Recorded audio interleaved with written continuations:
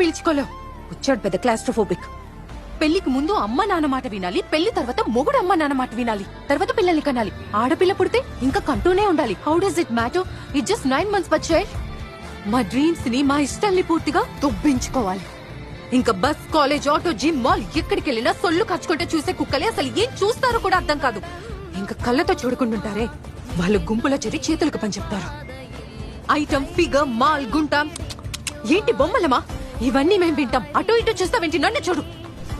45 degrees ఎండలో బయటకు వెళ్లాల్సి వస్తే పేరెంట్స్ ఏమంటారో తెలుసా? అమ్మ ఫుల్ స్లీవ్స్ చుడీదార్ వేసుకుని వెళ్ళు, లేదంటే అబ్బాయిలు ఏడిపిస్తారు అని. దానికి మేమేం చేయాలి? పాప్కార్న్ లా వేడికి బర్స్ట్ అయిపోవాలా? ఈ మధ్యేమో కొత్త ట్రెండ్, ఫోన్ తో న్యూడ్ పిక్స్ తీయడం.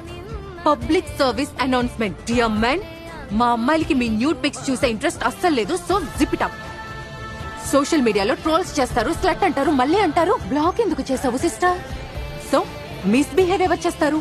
అబ్బాయిలు. ఎవరు వెంటపడి ఏడిపిస్తారు? అబ్బాయిలు. హెరాస్ ఎవరు చేస్తారు? అబ్బాయిలు. కానీ ఇక్కడ ఎవరు ఫ్రీడమ్ దొబ్బింది? మా అమ్మాయిలది.